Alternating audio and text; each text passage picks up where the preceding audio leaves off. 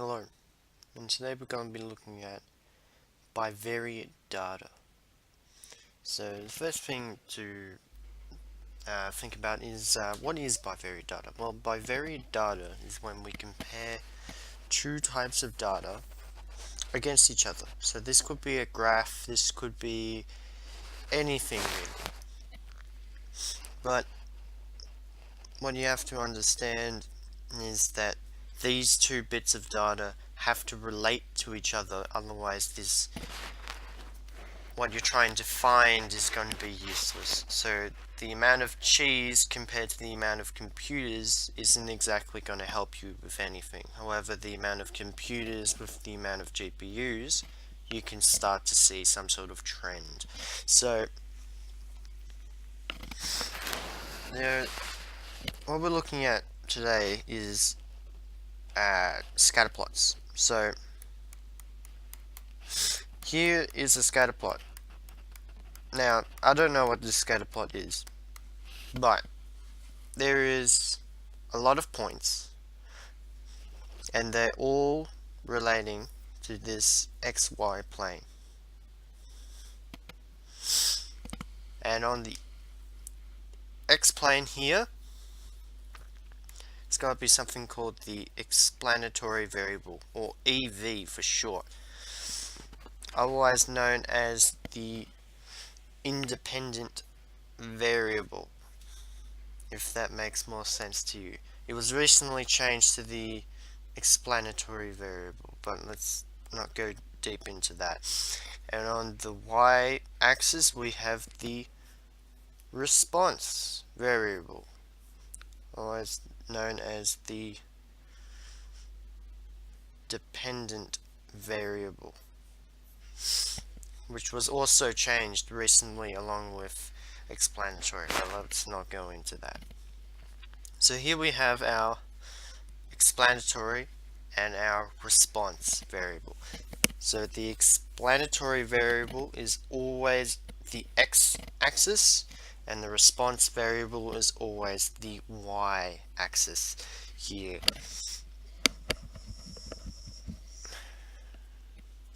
So let's take a look at this graph and let's describe it. Well, how can we describe this? Well, we have something called the line of best fit. So this line could be curved or straight, but we're going to focus on straight lines of best fit, otherwise known as linear lines. So this linear line could be anywhere, but the whole idea of this line of best fit is to get 50% of the data above the line and 50% of the data below the line. So I reckon my line of best fit for this data set is around about here. It could be anywhere on this graph, this line of best fit. It could be below the origin here. It could be above the origin. It could be on the origin. It really doesn't matter. All that matters is, does it or does it not accurately represent the data? So if this was our data here, then I could say yes, this line of best fit does accurately represent the data. Around about 50% is above the line, around about 50% is below the line.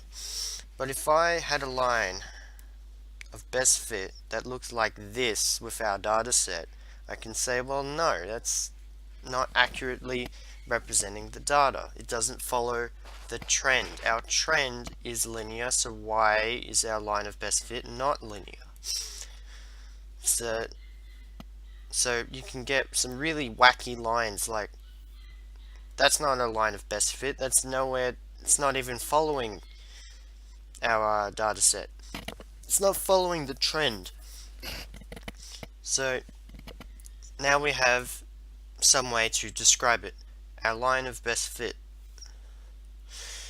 Our way of describing it is describing the line of best fit. Is it linear? Is it exponential? Is it some sort of curve? Etc. Alright. Next thing to talk about is how close are the data points to our line of best fit here. So here we can see it's pretty close, so we call this a strong linear relationship. And you can see that it's very close, so you can probably guess that whatever this response and explanatory variables are, they have some sort of close relation. So if we had something, if our data set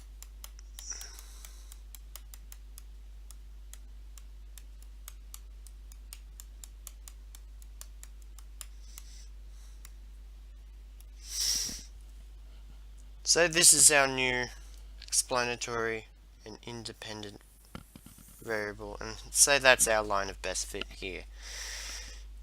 What kind of relationship is this? Well, it's not strong, it's what we say a moderate. This is a moderate linear relationship. And if we had this even more scattered, less in the middle,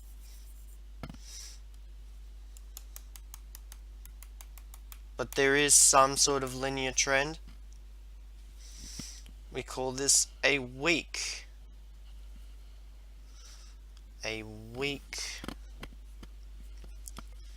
relationship. It does follow some linear trend, but it is a very weak one. You can see that there's a lot of variance from our line here. And then there's this final type, which is none or no relationship. So whatever these two variables are that we're comparing, it doesn't look like it has some sort of a relationship, like my example, cheese with the number of laptops. It doesn't make sense. There's no correlation, as you can see here. Alright, well, that's great, but you're going to have to do that by eye. And what if we had something like this, and I said our line was like that? Is that moderate? Is that strong? Well, you could argue that it's moderate or strong in this case. You could also argue that it's kind of weak looking at it now. Where do you draw the line between strong, moderate, and weak? Well, there's something called the Pearson's correlation coefficient. And this is one monster of an equation, but it only works on two assumptions. One is that the line of best fit is linear, and two is that the data that we're dealing with is some sort of numerical value.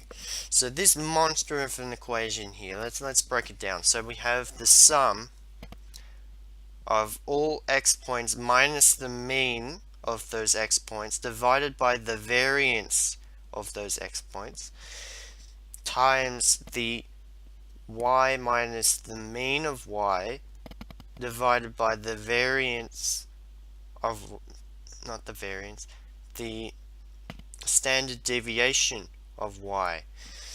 Now this, and then times it all by 1 divided by n minus 1. So let's break it down a little bit. So these two here are the mean of this is the explanatory variable.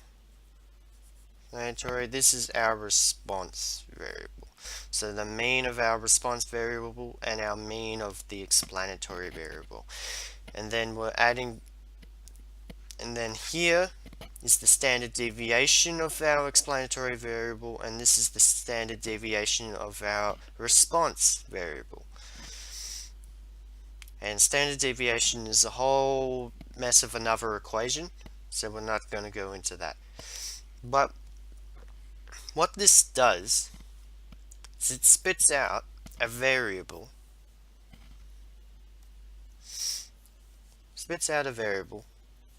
where r can be smaller than or equal to 1, yet larger than or equal to -1. And depending on what this r variable is, we can actually map it to say this correlation is strong, moderate, weak, or it has none at all. So, what warrants a strong, moderate, or weak? Okay, so what defines a strong correlation? Well, modulus r has to be greater than 0.75. What about a moderate? Moderate has to be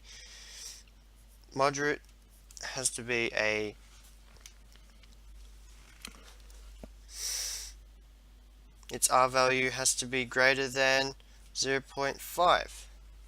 What about a weak correlation? Well, modulus R has to be greater than 0.25. And what about no correlation or none? Well, modulus R has to be smaller than 0.25. So we have these like quadrants that define whether or not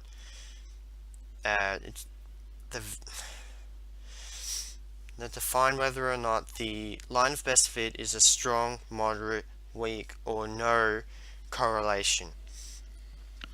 Now, I briefly mentioned that R could be negative. What does that mean? Well, if our data is going up like this, we say that this is a positive correlation. Because if you drew a line, the gradient would be a positive one. But what about something that goes like this?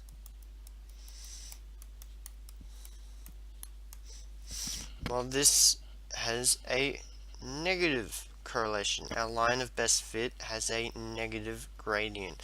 So our R value is going to be less than 0. So let's look at an example of some sort of bivariate data, and let's look at the correlation. So here I have 2 bits of data in a table. The number of people against the time, and here, to give a little bit of context, the table below shows the number of people in a cinema at 5-minute intervals after the advertisements started. So, number of people here and time here. Well, great. Which one's the explanatory variable and which one's the response variable? Well, the response, or the dependent variable, is going to be affected by the explanatory variable or the independent variable. So in this case, the explanatory variable is going to be time. Time is affecting the number of people in the cinema. Not the number of people in the cinema is affecting time. Time does not get affected by how many people are in a cinema. So, if we were to create a scatter plot with these data sets here, we will get something like this. And as you can see, that there is a black line of best fit, and we can see that it's pretty linear, and it's pretty safe to say that this relationship is a strong one. And we can use this line of best fit to predict how many people there are given a certain amount of time. So this was by 5-minute intervals. Well, what if I wanted to know how many people there were at 17 minutes, for example? Well, we can just work out where 17 minutes is on our x-axis, and then we draw a line up, and then we find that it's here, and wherever it meets at the line of best fit should be what it predicts. It predicts that it should be around about 125 people-ish at the 17-minute mark. Now, what if I wanted to predict how many people before the advertisement starts? So like -5 minutes. So 5 minutes beforehand. Well, I can use this line of best fit again, but it's not going to be reliable because all we have is this bit of information here. We don't know what happened 5 minutes beforehand. We can predict, but that prediction will be unreliable because we only know so much by the amount of people in the cinema in this certain time slot. It's the same thing with an hour later. An hour after the advertisements start, you're not going to get more and more people as this line continues upwards. It's going to be at a fixed amount. And there might be some variance, like little tiny variance for people going out of the cinema to go to the toilet, or some people like arriving late. There's not going to be much change. It's going to be fairly flat. So we call anything that's not within our data, our range of data, as unreliable, and everything inside our data set, we say it is reliable. If this was some sort of, if we looked at the data set and we saw that it was a curve, imagine it was a exponential curve, but we only got this portion here of the curve, can we predict what happens at 30 minutes after the advertisements? Well, no, we can't. If it was exponential, this line here, although it appears linear, isn't actually linear. Further reinforcing that this is an unreliable bit of data, an unreliable prediction. So that's all I have time for today for bivariate data. If you have any questions, feel free to ask me in the comment section below or on social media.